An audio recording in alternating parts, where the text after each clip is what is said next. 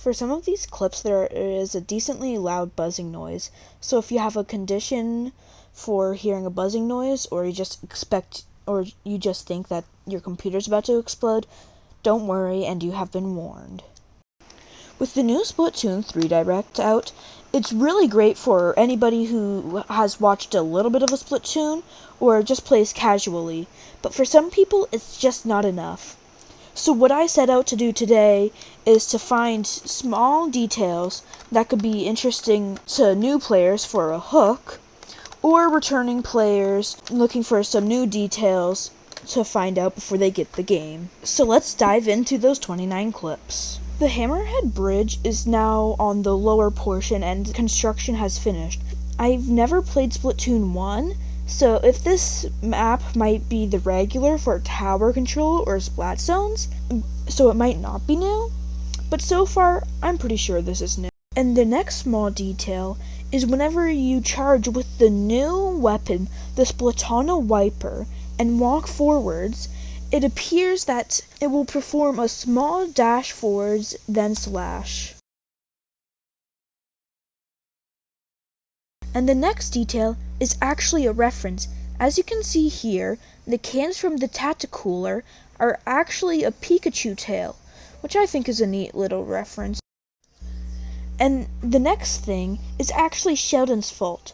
Sheldon accidentally revealed a new weapon. You can sort of make out a glove or some type of blade, but whatever it is, it's not already in the game. This scene actually has two little details.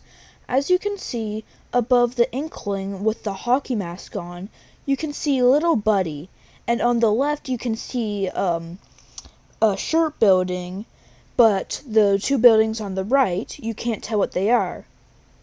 So the middle building, depending on the logo, somewhat looks like a hair salon with the X kind of looking like scissors. But when you go here, you can see little Buddy's not sitting on the chair. So why is that? Question mark, exclamation mark, question mark. These next three clips are all based off of new abilities, so if you're interested in those, then keep watching this part. There is a new ability in the game called Sub-Resistance Up.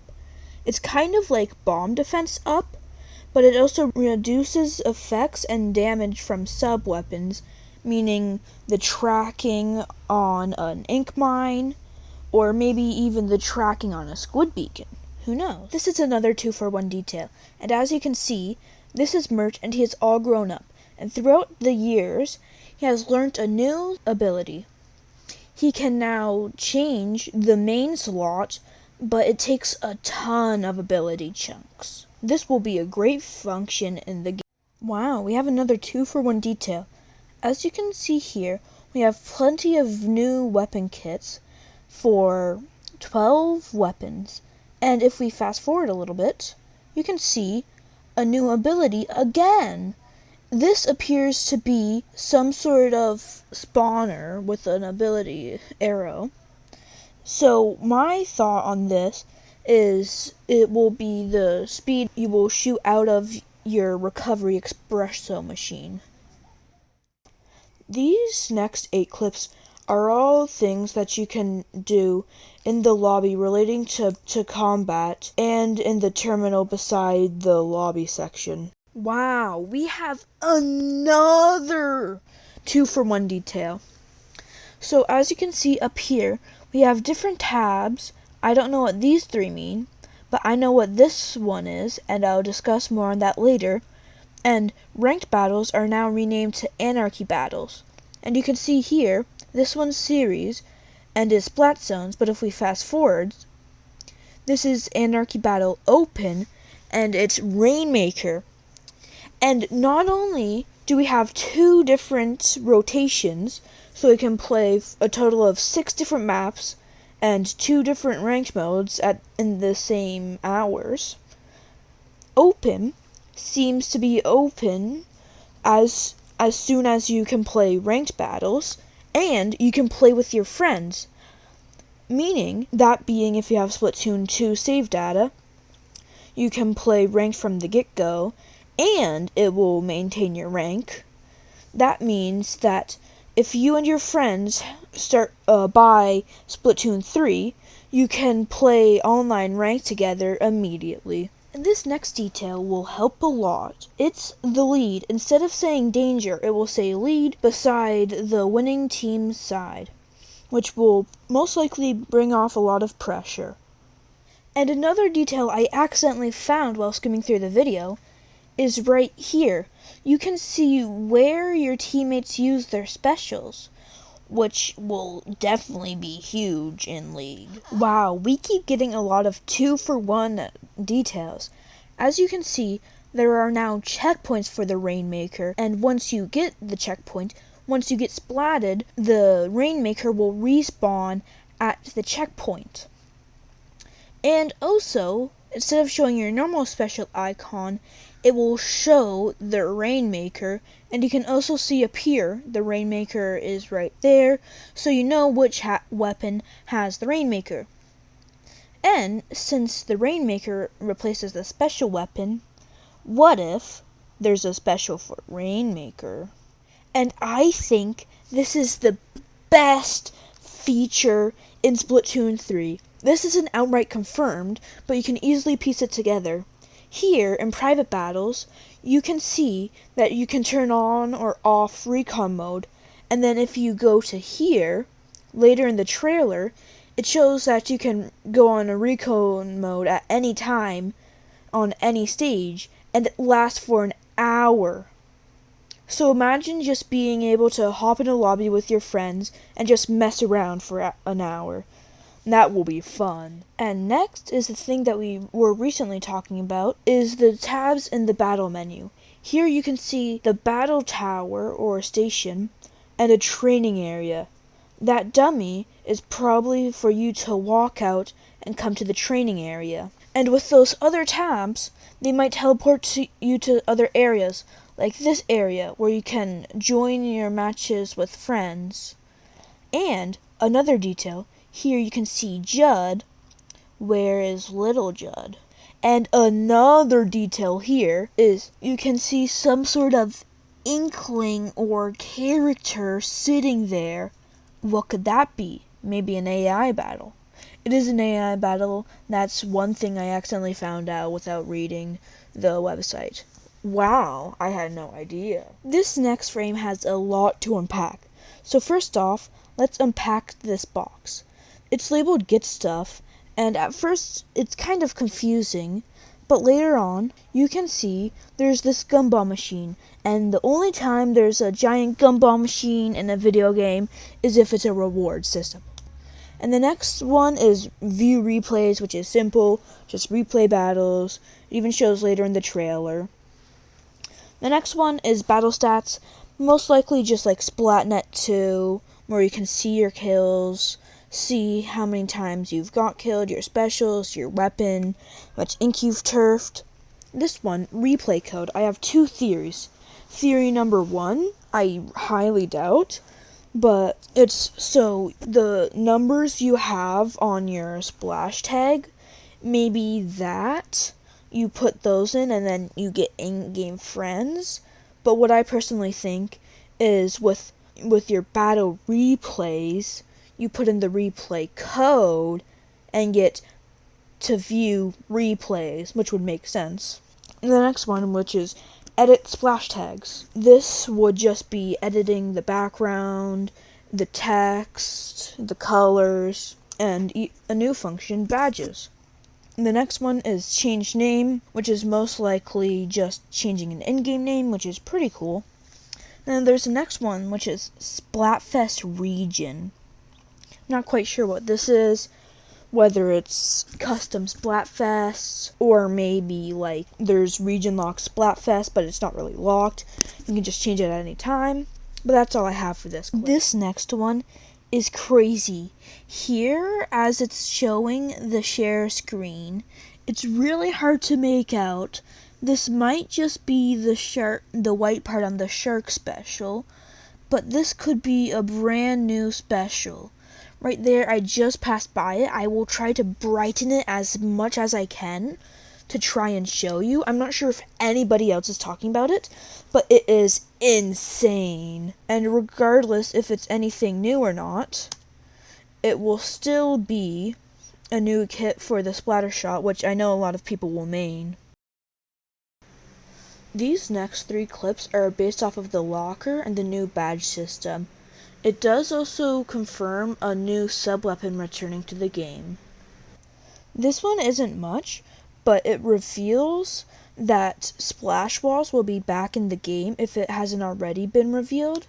And later on, you can see a can with the Sea Cucumber logo, or Deep Sea Metro. I don't remember what it's called. So that might foreshadow the return of it. And you can also see the espresso spawning machine, which is pretty cool. Here you can see just some brown trophy. I'm not sure what it's for, whether or not it's just a decoration or if it could be a reward for doing something. Just thought of pointing that out. Here you can see that adding badges to your splash tag, but here it says 4-star hero shot replica user, and if you unpause it, it will go over to the splatter shot briefly and say 4-star splatter shot user, then 5-star blaster user, range blaster user, and it'll have this splat. So whether or not that means you got the weapon to 5 stars, and 5 stars is a splat, and 4 stars is the sticker, or if it's just maybe 1 or 2 stars you get a sticker, it's hard to say. These clips coming up are for Salmon Run and are absolutely game-changing. This is most likely the huge for Salmon Run. Here you can see a little propeller. You might just think that's the Inkstorm thing from the fly fish or whatever it's called. But here they changed the camera angle, and bam! You can see a snatcher carrying 3 golden eggs in a flying machine. That will completely change it and make snatchers a million times more annoying. Here you can see another game-changing thing for Salmon Run. Using the Big Shots cannon, you can launch salmon eggs all the way to the net, which will be a great help. There's another Salmon Run detail here, which will definitely help with lower ranked play. Here it will have big text on screen that will say 1 player left, letting you know that all of your team is down and you should focus on healing them. You know, if the idiots from Rookie or whatever it's called have good enough eyes to see. Upcoming is my story mode theory and a returning special from Splatoon 2. And now it's time for my crazy theory. And I've been constructing this for a while, and I was going to put this into a whole nother video, but by the time Splatoon 3 comes out, it wouldn't be done, or wouldn't have too much time left, and it's too late now with the direct. So you can see here Captain Cuttlefish posing with little Buddy. And then later in the direct, Agent 1 says, "Hey, you're Agent 3.